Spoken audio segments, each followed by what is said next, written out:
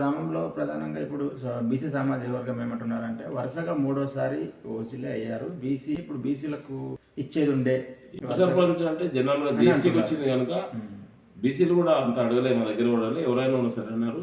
ఆడవాళ్ళు ఉన్నారు కనుక ఒక లేడీ సదుపాయంగా సహకారం చేస్తున్న ఉద్దేశంతో ఆమె కూడా కొత్తగా నేను ఉన్న వాళ్ళకు ఎవరైతే మొదలు చేసిందో వాళ్ళకి అవకాశం ఇవ్వలే. వాళ్ళు కూడా అడిగారు, నేను ఒకసారి చేసినా వదిలేసే అని చెప్పి వాళ్ళ రిలేషన్షిప్లో వార్డు మెంబర్ గెలిస్తే వాళ్ళు కూడా ఆశించారు కనుక వద్దని చెప్పి సంజాయిస్తే వాళ్ళు విన్నారు. కొత్తగా నూతనంగా ఒకరిని ఈ గల్లీకి వెళ్ళి అంటే నేను ఒక్కొక్కరికి ఒకసారి ఎంకరేజ్మెంట్ చేస్తున్నా, వాళ్ళనే చేయకుండా. బీసీలో అంత మాత్రం ఎవరు లేరు, ఓసీ ఉన్నానుగా చేసాము. బీసీలో 10వ వార్డులో ఇద్దరు ఉప సర్పంచ్ అభ్యర్థులే, అక్కడ ఉస్మాన్ కానీ ఇక్కడ అశోక్ కానీ. అశోక్ అస్సలు ఆశించలేదు, అడగలేదు కూడా. అసలు వార్డు మెంబర్ రావడానికి ఆ పిల్లాడు ఇష్టం లేడు. అంటే గ్రామంలో ప్రజలు అన్ని సామాజిక వర్గాల నుంచి ఒకసారి బీసీకి ఇచ్చేది ఉండే, అశోక్ కూడా యువకుడే కదా అని చెప్పి కొంతమంది అనుకుంటున్నారు. ఆ పిల్లాడికి అవగాహన లేదు, అసలు వార్డు మెంబర్ రావడానికి కూడా ప్రిపేర్ కాలేదు.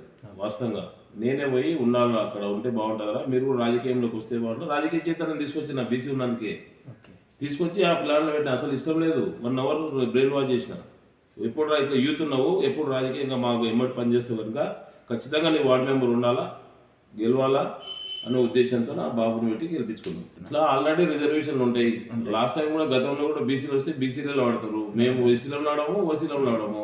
ఒక్కొక్కరికి వంతు ప్రకారం ప్రభుత్వం పెట్టింది కనుక ఆ విధంగా వచ్చినప్పుడు ఎవరైనా సరే కోఆపరేషన్ చేసుకొని ఏ రిజర్వేషన్ వస్తే దానికి అందరం అనుకూలంగా పనిచేస్తే బాగుంటుందని నేను చెప్తున్నాను.